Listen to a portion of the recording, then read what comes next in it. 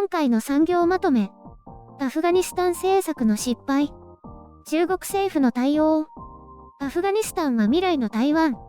米国のアフガニスタン政策は失敗だと中国やロシアは批判していますが、台湾もアフガニスタンのようになるという指摘まで出てきています。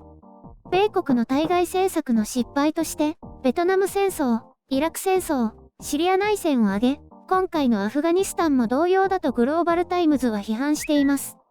米国が政権を見捨てればその政権は崩壊すると指摘し、台湾も米国が見捨てれば同様になるだろうと指摘しています。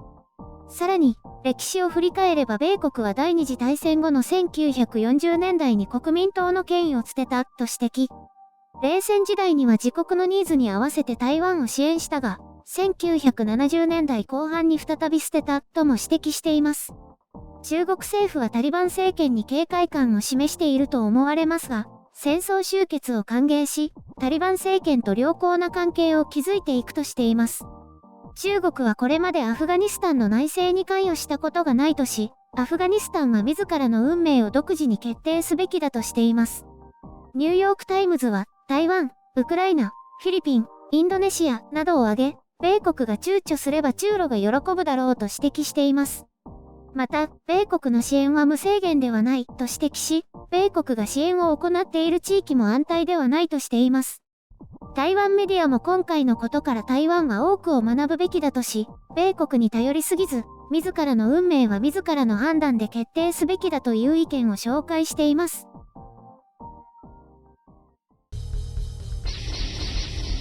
編集書簡。今回の概要。タリバンは悪い人。中国の立ち位置。支援と独立と。アフガニスタン政権崩壊のニュースをどのように捉えるかは人それぞれかと思いますが、その評価はタリバン政権の行動に大きく左右されるでしょう。タリバン政権といえばイスラム主義的であり、抑圧的だとされていますが、この20年の歳月でどのように変化をしたかに注目したいです。タリバンの政治トップも国民の期待に応え、行使することが試されるとし、以前よりも柔軟な姿勢を取ることが期待されています。報道官も女性も学校に通い、仕事を続けられると保証するとしていますので、女性たちの権利が守られることを期待します。彼らの言葉を鵜呑みにして良いのかという声も当然あり、国際社会の厳しい目は新政権にも注がれ続けることでしょう。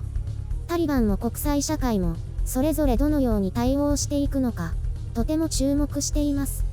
バイデン政権や米国の大失敗だという見方は当然あるかと思います。多大な費用と時間をかけ、結局は放棄した形となりました。バイデン大統領はオバマ政権を含めてこれに最も長く関与した人物でもありますね。無駄を削減してあるべき姿に戻ったとしていますけど、報道の限りでは、崩壊したアフガニスタン政権がいかに脆弱だったかということの表れでもあるということですね。軍も機能せず、戦闘もほぼなく明け渡したということです。ただ与えられたものを受け取る政権に守り抜く力も意欲もなかったということです。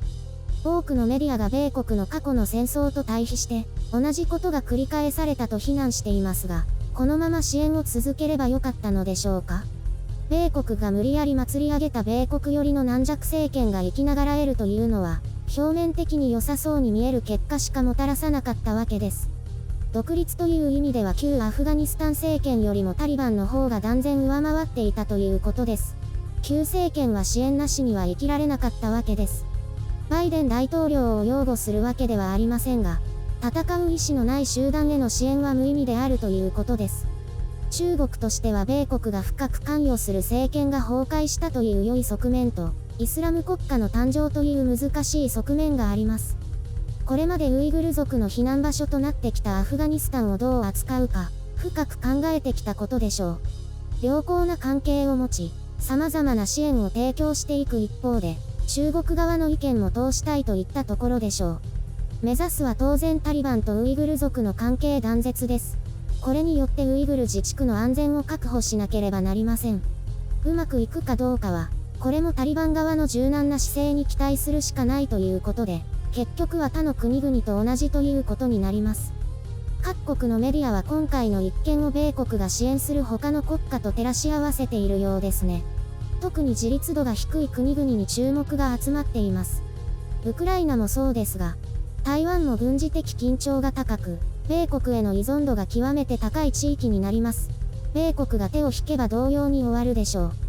とはいえ、現在の緊張の高まりを考えれば、台湾は米国の協力なくして存続するということは極めて厳しい状況にあります。しかしもはや中国に一国で立ち向かうというのは非現実的で、多国間協力なくしては成り立ちません。それは日本も同じこと。アフガニスタンは自らの足で立つことなく、米国にべったり依存していたわけで、米軍の撤退に伴って指一本で倒れる状態でした。台湾以外にもいくつかの国が挙がりましたが、それらの国も米国抜きでどれだけ自立していられるかが大きな鍵となります。日本も含めてね。今回のことは、世界における米国の在り方と、米国から支援を受ける国々の在り方について考える機会になったと思います。協力関係というのは一方的な支援の提供ではなく、その代価を支払わなければ成立しません。そして独立の精神も持ち合わせる必要があります。独立と協力は矛盾する概念ではありません。独立を忘れたアフガニスタンの旧政権は、国民に奉仕することなく消え去りました。台湾メディアの言うように、今回の衝撃的な事件は世界に考える機会を与えたという点で無駄ではなかったと思います。ちょうど敗戦の日を迎え、国際社会の渦中にいる国の国民として、日本はどうあるべきかを考え直す機会と思います。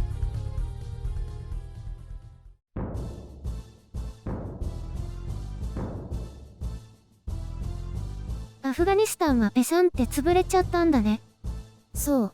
本当に力なく、まるで存在しなかったかのように綺麗に消えたね。空港とか大変だったね。みんな飛行機にしがみついてたよ。危ないよね。多分途中で全員振り落とされただろうけどね。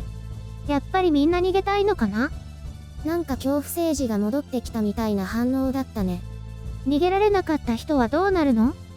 もうそれは新政権次第なんだよね。また抑圧による恐怖政治を続けるのかというあたりに注目したいね。まともな感じになるのかな？心配だね。今後の国際社会との付き合い方にも注目だね。人権が保障されたまともな国家を作れば諸外国の見方も変わってくるよ。もうアメリカもあんな風にしなくていいよね。いらないと思う。あ、意外とそっち派なんだ。まあ私もそう思うけどね。大戦以降、米国政府は反共活動の一環で多くの国に関与してきたからね。それでベトナム戦争とかもそうなんだ。うん。それ以外にも80年代は中南米諸国にも色々関与してきたし、親米政権樹立のためにあらゆる手段を行使してきたよ。あ、そうなんだ。今はどうなの？最近はほら、イラク、シリア、アフガニスタンって色々あるよね。それは全部知っているかな？他にもあるの？だから台湾なんて最たる例だよね。米国が手を引いたらどうなるかわかんない。